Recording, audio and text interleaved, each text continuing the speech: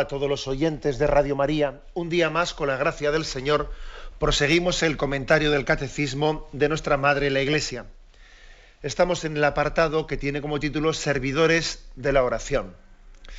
Y en el programa anterior habíamos hablado de la familia cristiana como la iglesia doméstica, el lugar en el que se introduce a la oración el cristiano. En la familia cristiana hemos aprendido, hemos bebido lo que es la oración de nuestros padres, de nuestros hermanos. Damos un paso más y pasamos al punto 2686, donde se habla ahora de los sacerdotes, los presbíteros, los ministros ordenados, también como servidores de la oración. Dice así: los ministros ordenados son también responsables de la formación en la oración de sus hermanos y hermanas en Cristo. Servidores del buen pastor han sido para guiar al pueblo de Dios a las fuentes vivas de la oración, la palabra de Dios, la liturgia, la vida teologal, el hoy de Dios en las situaciones concretas. Bien, es algo muy importante en nuestra vida concreta. Es posible que entre los oyentes que me están escuchando ahora, pues haya podido haber algunos en los que sus introductores concretos e inmediatos para aprender a hacer oración haya sido pues principalmente la familia, el seno de la familia. Otros quizás haya habido en los que el introductor inmediato, aquel instrumento del que Dios se sirvió para introducirnos en la oración, haya sido algún sacerdote o algún seglar o algún religioso. Es posible que las circunstancias en las que cada uno, es posible no, es seguro, que las circunstancias en las que nos hayamos cada uno introducido en la vida de la fe sean distintas, ¿no? Pero aun siendo distintas, lo que aquí el Catecismo quiere decir es que estos servidores de la oración, sea la oración, sean los padres, sean los sacerdotes, sean los religiosos, sean los seglares, los catequistas, todos ellos son necesarios, ¿eh? En la vida de la Iglesia no sobra nadie. No sobra nadie. Es muy importante que haya una conjunción para que seamos introducidos en la vida de fe. Se suele hablar mucho de la conjunción entre familia, iglesia, familia, parroquia y escuela. Esa conjunción entre el que fue mi maestro. Sobre todo cuando quizás hemos tenido una figura de un maestro que era alguien que configuraba la vida. Hoy en día también los niños ocurre, o los adolescentes especialmente, que no es que tengan un maestro, sino que les van cambiando en cada clase de profesor y bueno, tienen tantos profesores como asignaturas y ya, bueno, se difumina un poco esa imagen del maestro que le acompaña en todas las asignaturas, que se hace un poco responsable de su formación integral, ¿no? Sino que igual hay, bueno, profesor de gimnasia, profesor de tal, profesor de cual. Bien, eso cambia un poco. Pero cuando hablamos de un párroco que acompaña en la vida, desde el nacimiento al crecimiento, cuando hablamos de un maestro que ha ido también siendo compañero de esa formación integral, y cuando hablamos de una familia, obviamente una familia estable, esas tres son las instancias en las que somos introducidos, en la que un niño, un joven es introducido en su vida de fe, en su comprensión de la vida desde los ojos de Dios. Bien, pero a lo que iba, en este punto que comentamos, hablamos de la función tan determinante que tenemos los ministros ordenados, los sacerdotes, en la formación de nuestros hermanos y hermanas en Cristo, la formación tan determinante que tenemos, la función tan determinante. Para introducir en la oración, para introducir en el misterio de Dios. Un sacerdote tiene en sí una gran responsabilidad, la responsabilidad de que él es presentarse como ministro de Dios, como instrumento suyo. La palabra ser instrumento es una palabra muy humilde, pero al mismo tiempo es una palabra que nos llena de gran responsabilidad.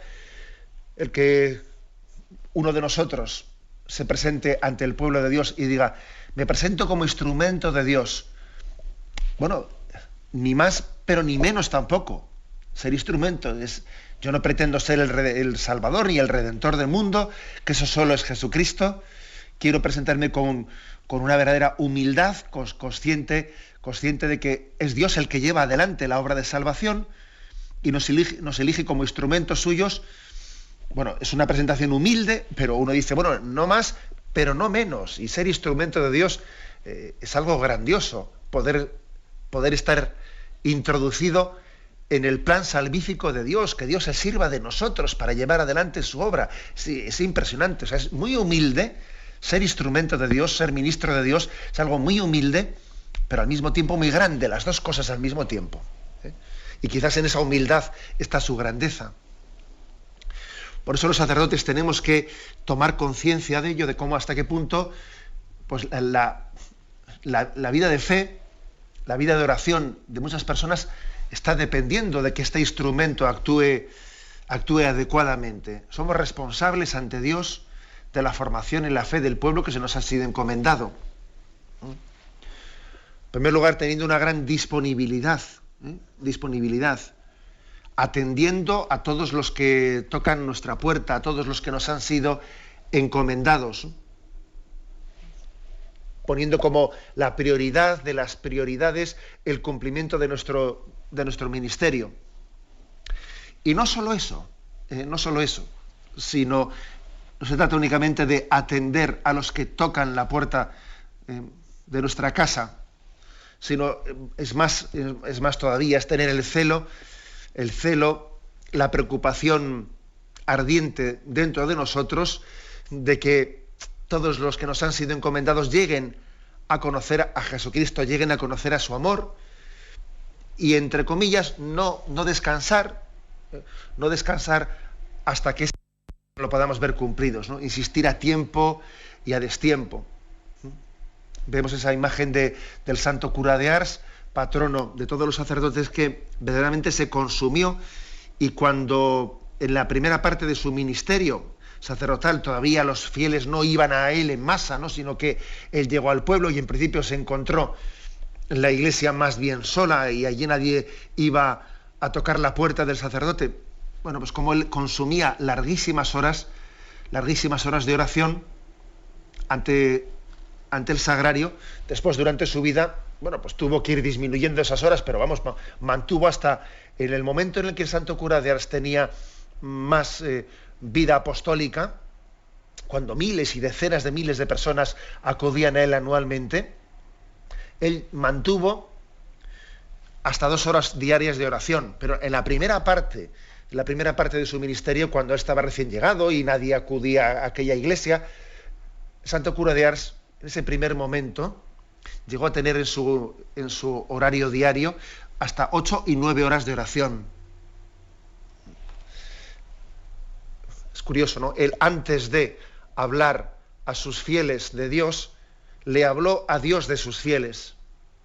Fue ante Dios y le presentó a los que le habían sido encomendados. Bueno, me parece tan importante que en los sacerdotes exista este celo, esta preocupación. Padre, que no se pierda ninguno de los que me has encomendado. Que nosotros tengamos el santo sufrimiento, entre comillas, el santo sufrimiento que conlleva el celo por las almas. ¿Y esto qué supone? Pues supone que estamos llamados a tener una profunda vida de oración en la que estemos continuamente presentando ante Dios las almas que nos han sido encomendadas. La oración de un sacerdote es una oración de encomendar, de presentar. Aquí tienes, Señor, a los que me has encomendado. Un sacerdote, cuando hace oración personal, nunca es una oración solitaria.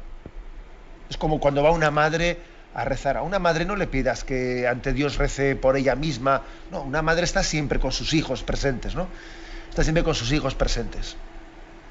Me llamó poderosamente la atención.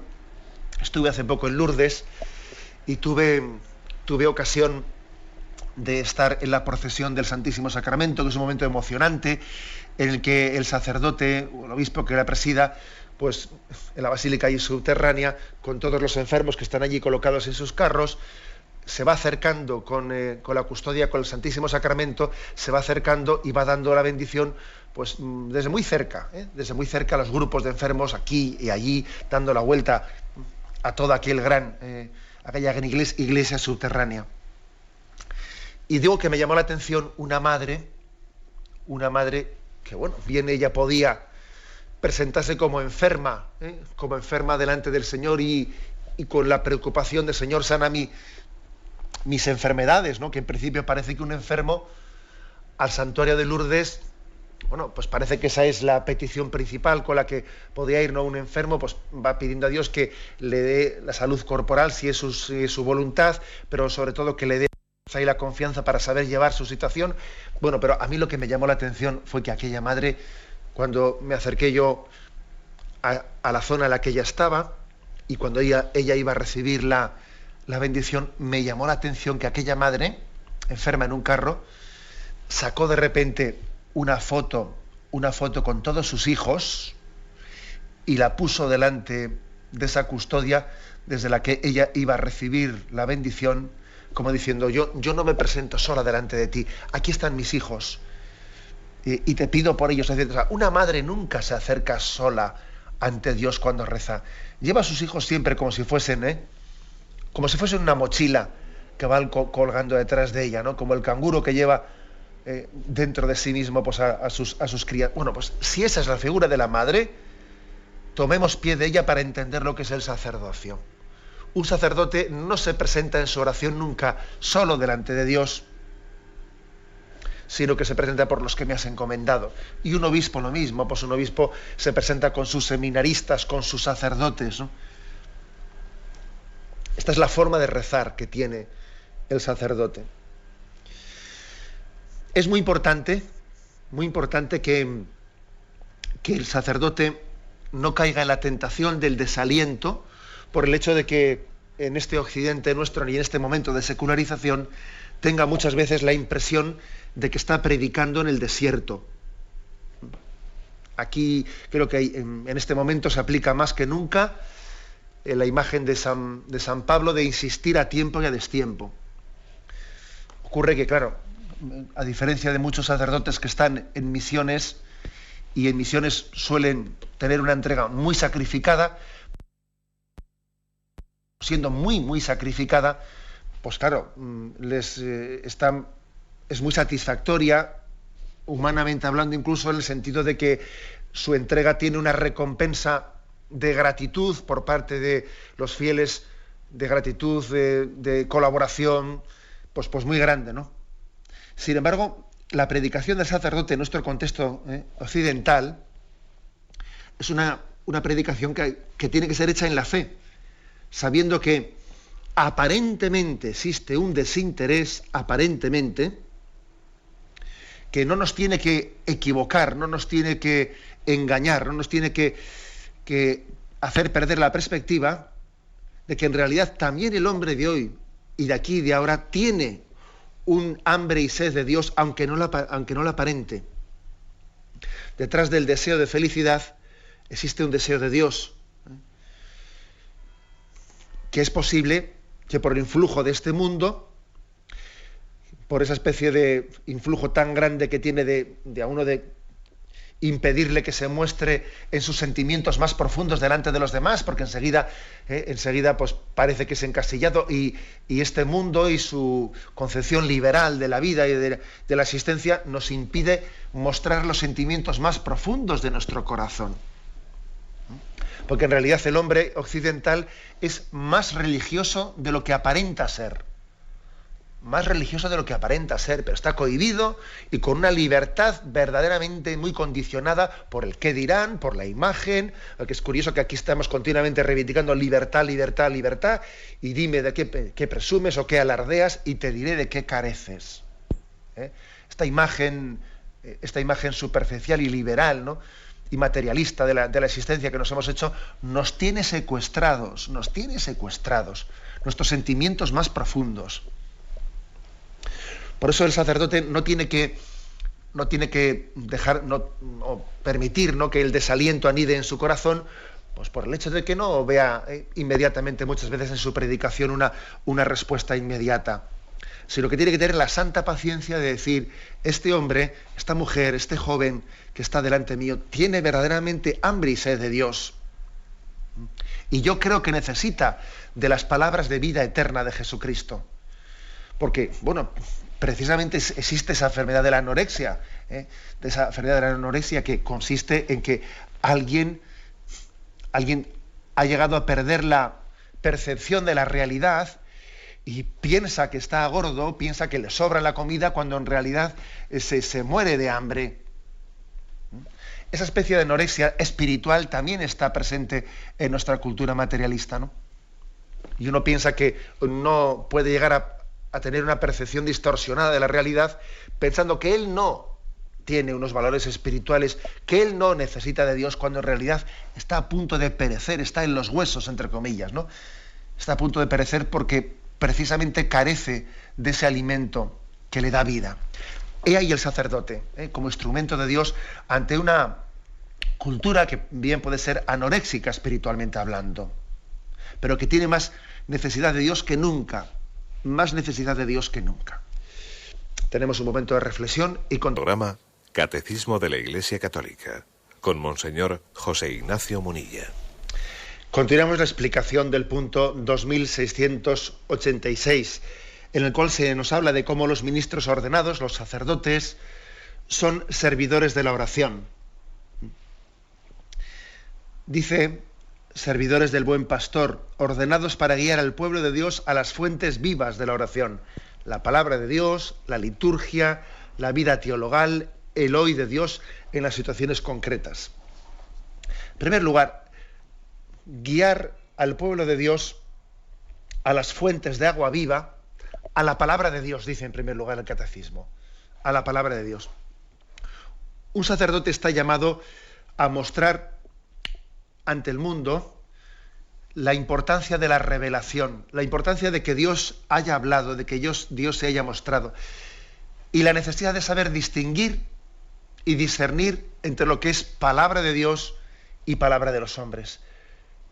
Está llamado a llevar a entender vitalmente esa expresión de cielo y tierra pasarán, pero mis palabras no pasarán. Es decir, en este mundo hay muchas ideologías que en un momento determinado parece que son casi pues de obligado cumplimiento, que es que el que se mueva de lo políticamente correcto la tiene clara, y si no pasas por el aro de lo que una sociedad en un momento determinado parece imponerle a todo el mundo, parece que estás fuera de la foto y eres algo marginal, ¿no? Y es así, hay sociedades como la nuestra en este momento que tienen ideologías determinadas, bueno, el que se mueva de la foto le cae un San Benito que no veas tú. Y como los medios de comunicación empiecen con él, bueno, pues entonces existe una especie de esclavitud que todo el mundo puesto en fila porque nadie se mueve ahí de la foto y todo el mundo tiene que pensar lo mismo y esto es lo políticamente correcto. Bueno, pues esas ideologías pasan totalmente. Y es importante que el sacerdote haga entender esto a los ojos de los que le han sido encomendados. Fijaros cuántos imperios han pasado, cuántas ideologías del pasado que en un tiempo no fueron dictatoriales, absolutamente dictatoriales, ante las cuales nadie se atrevía ni a rechistar, han pasado y hoy en día son polvo y ceniza, y la palabra de Cristo ha permanecido. Y uno dice, bueno, es que ahora parece que la palabra de Dios y parece que la revelación de Dios pues no forma parte de la actualidad, que hoy en día hay, para los valores de un joven hay otras cosas, hoy en día es la ciencia, hoy en día es una forma determinada de acercarse a los medios de comunicación, las nuevas tecnologías, etcétera. Mira, no nos dejemos engañar por el brillo, por un brillo que es verdaderamente confuso, por cantos de sirena. Esta es una tarea del sacerdote, hacer distinguir entre lo que es la voz de Cristo que no pasa y otras voces que son cantos de sirena. Ayudar a acompañar en el discernimiento de lo que es una palabra de vida y lo que es una palabra vacía de contenido. Hay muchas palabras sin voz, sin mensaje, que engañan. Y la palabra de Cristo es palabra de vida eterna. Esa es la función principal del sacerdote. Yo suelo decir, si me permitís la expresión, que el sacerdote tiene que abrir los ojos ante el mundo, especialmente de los jóvenes, pero yo cuando digo los jóvenes, yo creo que cada vez hay menos diferencia entre los jóvenes y los adultos. Abrir los ojos de todos para que entendamos que algunos parece que están dando, pero en el fondo están pidiendo. Y sin embargo Jesucristo o la Iglesia parece que está pidiendo, pero en realidad está dando. Y entonces hay muchas personas que vienen con cantos de sirena, que parece que te dan libertad y te dan una visión de la vida en la que todo es campo libre, ¿no? Y bueno, entonces tú haces lo que te dé la gana, viste como quieras, piensa como quieras, haz de tu vida lo que te dé la gana. Parece que te dan, pero te están pidiendo. Y te están quitando tu libertad y te están esclavizando para determinadas estrategias que ellos tienen, políticas, etcétera, ¿no? Parece que dan libertad, pero te están pidiendo la libertad con mayúscula. Y sin embargo Jesucristo, que viene, y además viene con una palabra exigente, el que no se niegue a sí mismo, el que no venga y me siga no es digno de mí. El que me ama cumplirá mi voluntad y cumplirá mis mandamientos. Joder, parece que te está pidiendo, ¿no? Parece que te está pidiendo mucho. Pues en realidad Cristo, ese que parece que te pide tanto, te está dando, te da la libertad, te da su gracia. Y Él no te pide nada sin que te haya dado la gracia para poder cumplirlo. Bueno, pues esto es importantísimo. El sacerdote está llamado a guiar al pueblo de Dios a las fuentes de agua viva, distinguiendo lo que son fuentes de agua viva de aguas turbias, que es muy fácil que seamos engañados y que nos pensemos que estemos bebiendo agua y estamos bebiendo otra cosa. Habéis escuchado en este programa que uno de los dramas de nuestra generación es que nos han cambiado el agua de la pecera sin que nos demos cuenta que nos han cambiado el agua de la pecera. Entonces resulta que ya en vez de agua estamos bebiendo otra cosa que no es agua. Dice también que el sacerdote conduce a esas fuentes de agua viva, dice el catecismo, primero dice en la palabra de Dios, segundo dice en la liturgia, educar en la liturgia. Me llamó la atención que cuando el Papa hizo su viaje en el año 2008, su viaje apostólico a Estados Unidos, allí en Nueva York, el 19 de abril en Nueva York del 2008, tuvo un encuentro con los jóvenes en el cual les dio una serie de consejos para su encuentro con Dios. Y precisamente uno de los consejos fue el de la liturgia. El primer consejo, por cierto, fue el silencio. Les dio el consejo del silencio, que les abriese a la comunicación con Dios en el tú a tú, y les invitó a perder el miedo al silencio. Porque existe un sobreexceso de ruido que esconde el temor del hombre a la soledad del silencio. Meter ruido. El caso es no quedarte a solas, porque si me quedo a solas me pongo nervioso. Hay personas que les pone nerviosas el silencio. necesitan tener puesto, ¿no?, pues algo de ruido en casa, pues para atenuar un poco el silencio, que puede llegar a ser un poco, que te violenta el silencio. El Papa les dijo, fijaros como un sacerdote, que el Papa es un sacerdote que está actuando como sacerdote, les dice a los jóvenes, no tengáis miedo al silencio, apréndete a quedarte a solas en silencio delante de Dios. Y que el silencio, poco a poco, en esa apertura de corazón, se vaya convirtiendo en el altavoz de Dios que te habla. Pero, en segundo lugar, el Papa les recomendó la vivencia intensa de la liturgia. Que solemos muchas veces tener el tópico muy generalizado de que la liturgia es un lenguaje ininteligible para los jóvenes, que los jóvenes necesitan un tipo de expresión, pues mucho más, digamos, directa, desde los lenguajes actuales, que eso de la liturgia es un lenguaje obsoleto, y etcétera, ¿no? Bueno, y todos son palabras hechas. Tenemos que hacer un esfuerzo de adentrarnos en ese misterio de unión entre el cielo y la tierra que es la liturgia. Es importantísimo educarnos, que los sacerdotes eduquen al pueblo de Dios en el lenguaje litúrgico, para poder llegar a percibir que los sacramentos son celebrados y que Jesucristo interviene en esa celebración, interviene y entra en nuestra historia. La belleza de la liturgia, esto es un gran convencimiento que tiene el Papa, y cómo él cuida de la liturgia, cómo cuida de ella, de manera que sea como evocadora del misterio de Dios. Luego creo que un sacerdote tiene que educar a los que le han sido encomendados en familiarizarse con el lenguaje de la liturgia, con sus signos, con sus cantos, con su teología.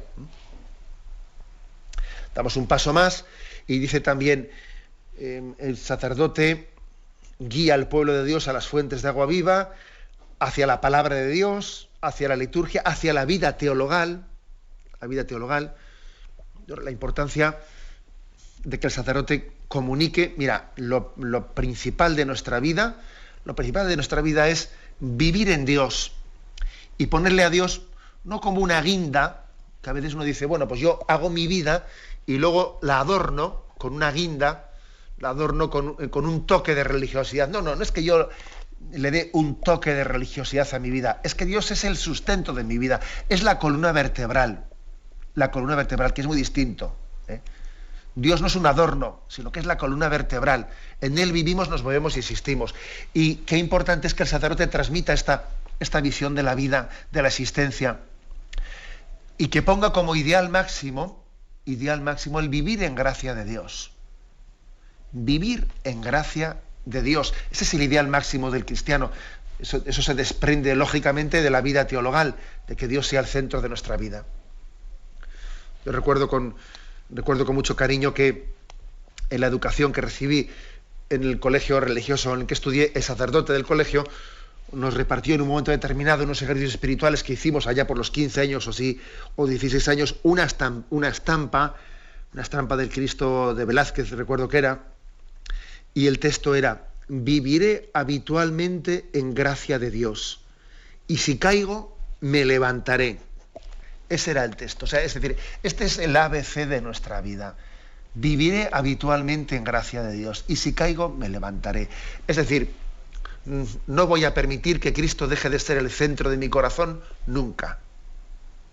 O sea, no lo voy a permitir nunca. Y un sacerdote es en esto en lo que tiene que existir principalmente.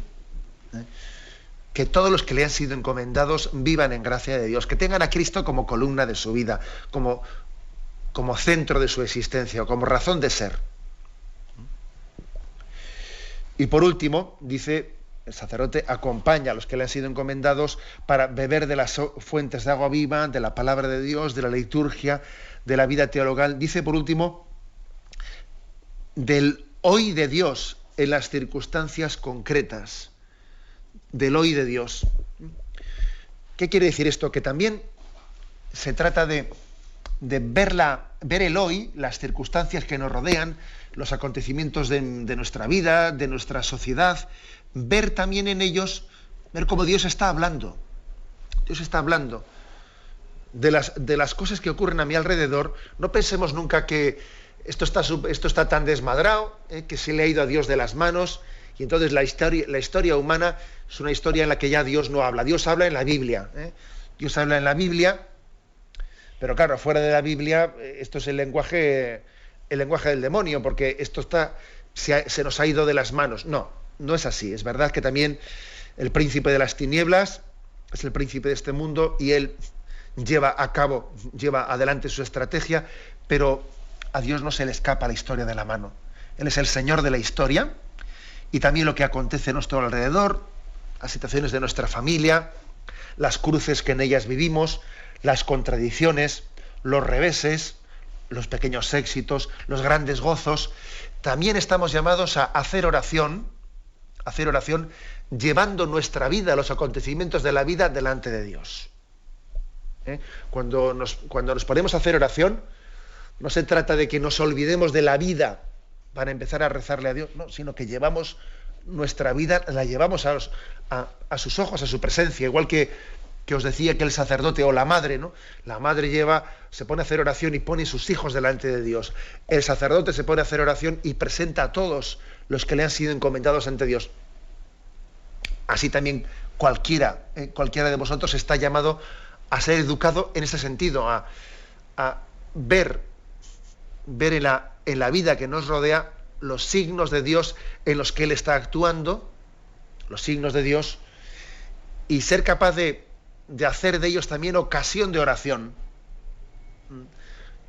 Por ejemplo, ver cómo Jesús en determinadas circunstancias, estando metido en medio de sus avatares, cuenta el Evangelio, especialmente el Evangelio de San Lucas, estando Jesús en esta conversación, levantó los ojos al cielo y dijo: yo te doy gracias, Padre, porque has ocultado estas cosas a los sabios entendidos y se las has revelado a la gente sencilla. Sí, Padre, así te ha parecido mejor. O sea, es decir, existe, estamos llamados, ¿no?, a ver esa presencia de Dios en medio de la historia y hacer de ella ocasión de oración. En todo descubrir la mano de Dios, en todo lo que nos rodea. Tenemos un momento de reflexión y continuamos enseguida.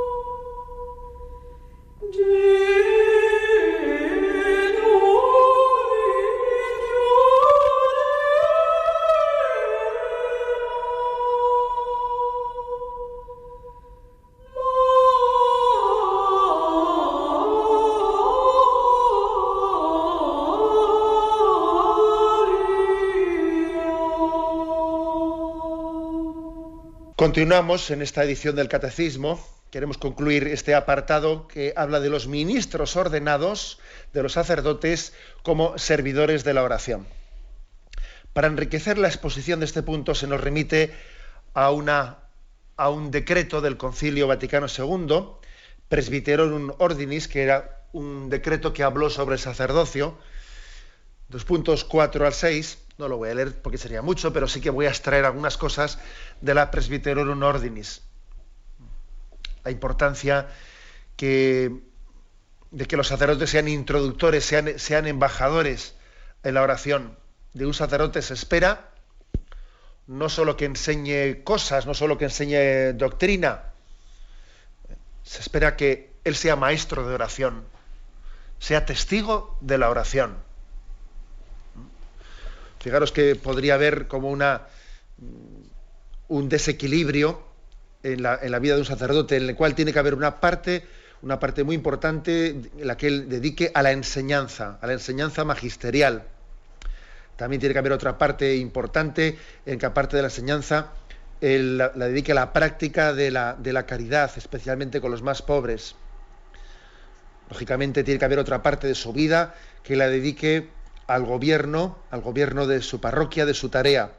Pero ojo, estaría cojo lo anterior, que es servicio a la palabra, servicio a la caridad, gobierno de la Iglesia, pero por encima de esto tiene que haber un testimonio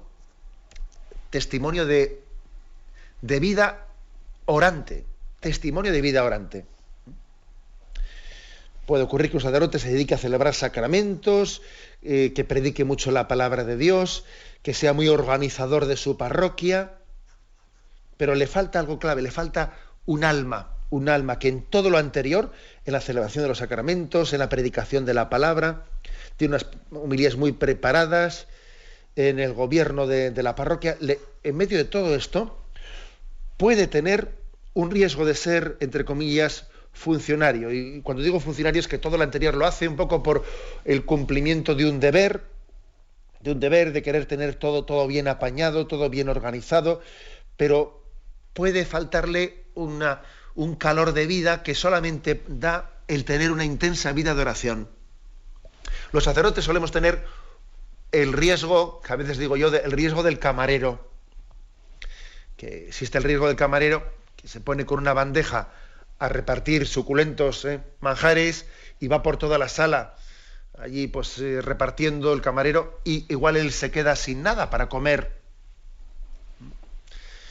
Bueno, pues este riesgo del camarero puede ser el riesgo del sacerdote, que está siempre en su vida rodeado de las cosas de Dios, pero le falta más estar con el Señor. ¿Se puede estar rodeado de las cosas del Señor sin estar con Él? Sí se puede. Esa tentación, aunque alguno le podría decir, bueno, eso parece imposible, ¿no?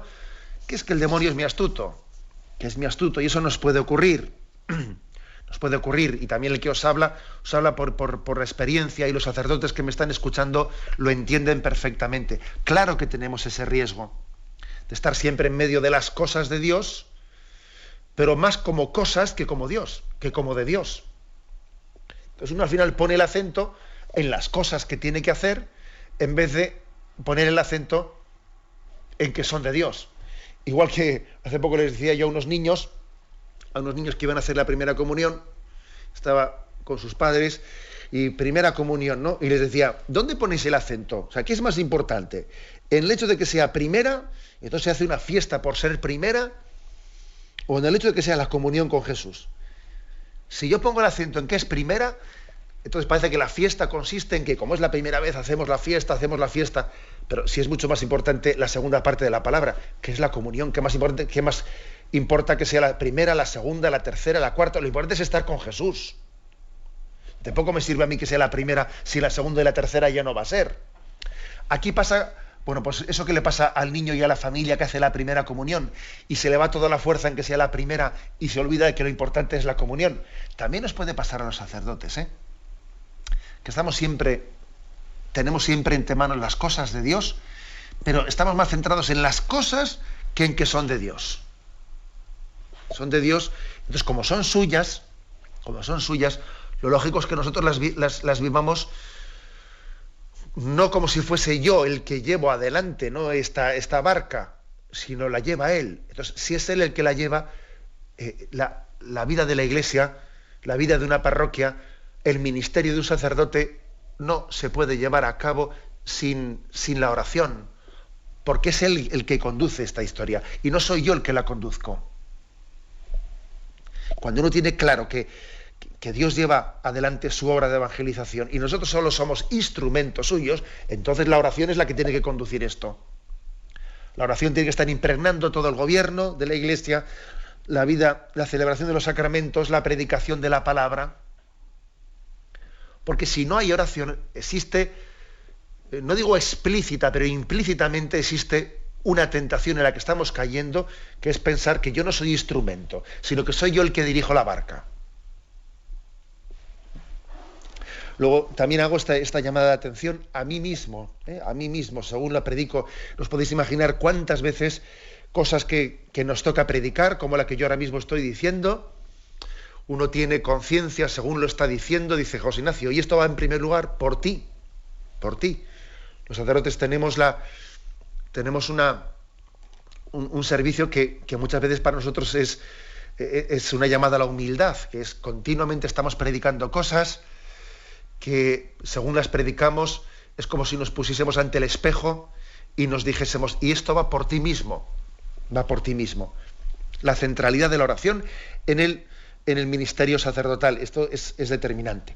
En el año jubilar sacerdotal, sabéis que yo creo que ha sido la frase del año jubilar.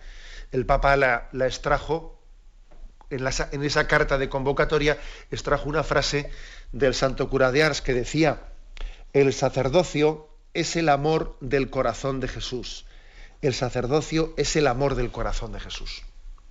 Esa frase que casi, yo creo que el Papa igual no pretendía tal cosa, pero cuando él extrajo esa frase de las cartas del santo cura de Ars y la puso ahí, bueno, convirtió en ese año jubilar sacerdotal, convirtió esa expresión en la columna vertebral.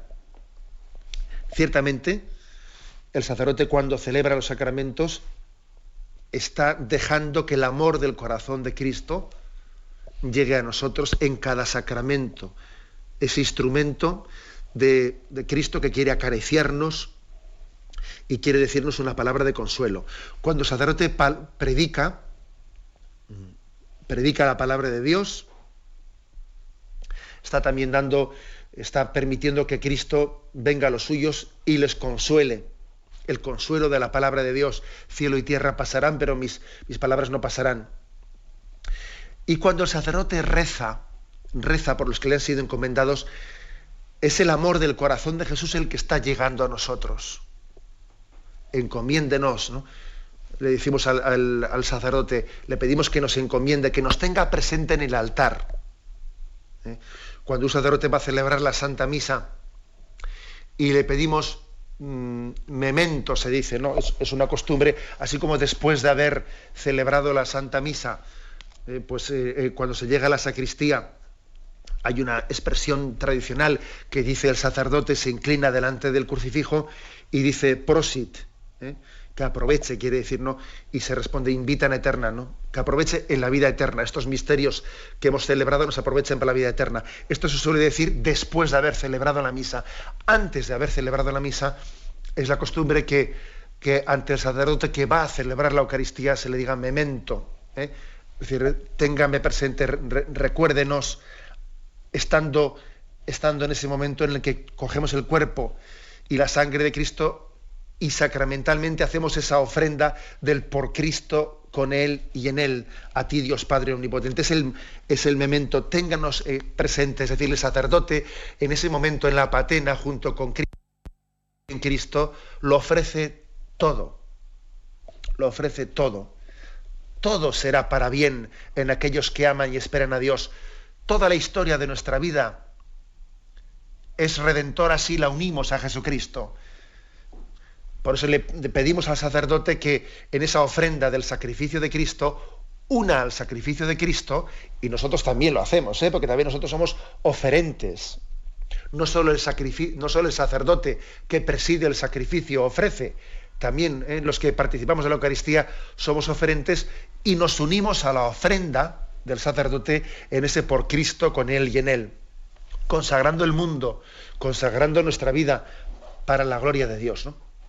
Por esto, en este punto 2686, podemos decir que el sacerdote es maestro de oración, es responsable de la formación en la oración de todos los que le han sido encomendados. Lo dejamos aquí, damos paso a vuestras llamadas.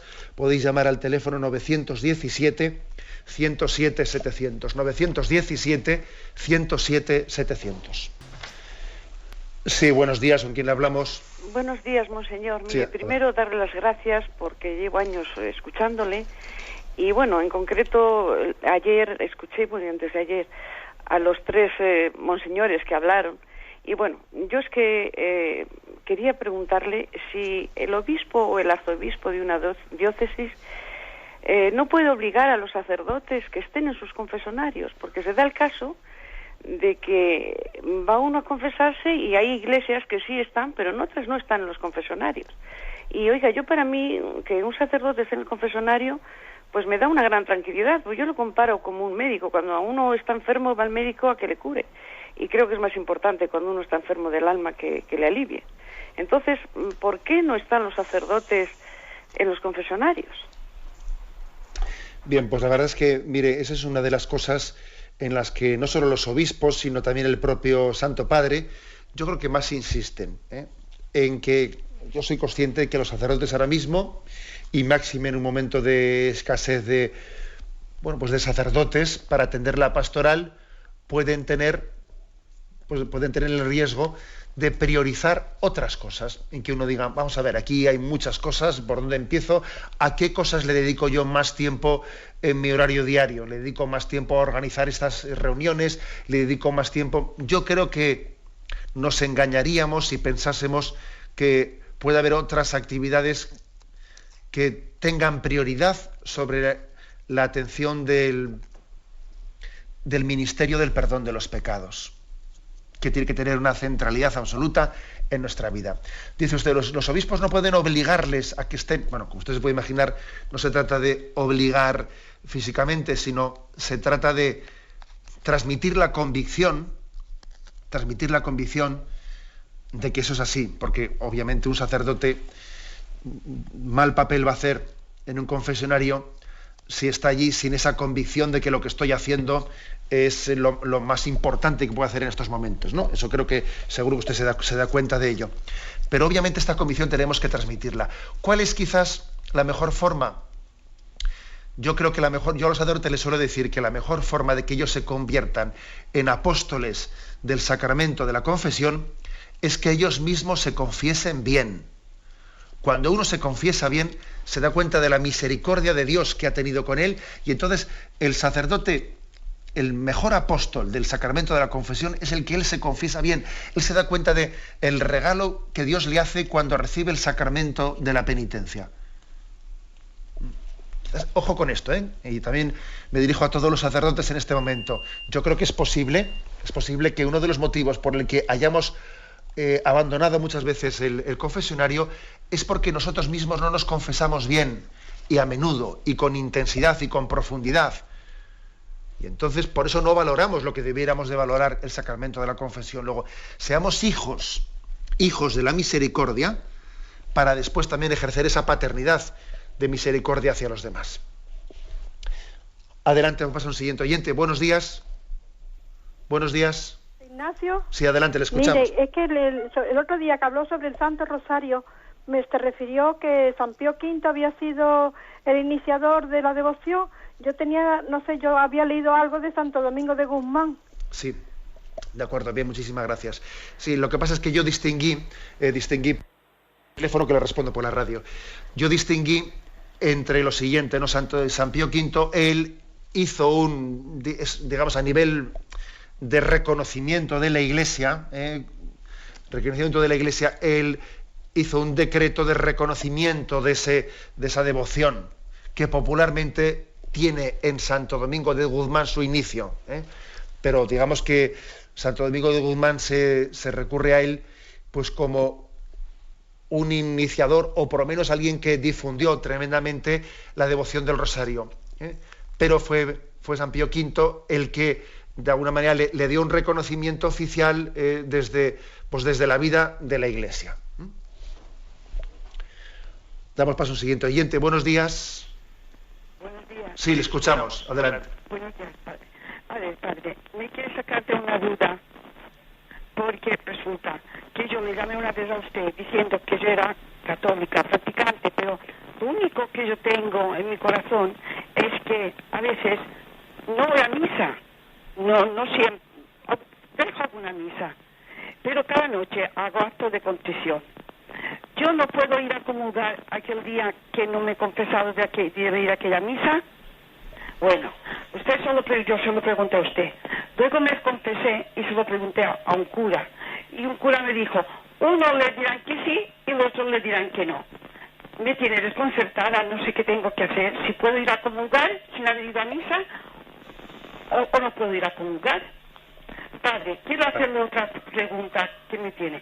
Yo soy muy devota de la Virgen y cada día, todos los días que puedo, rezo el rosario.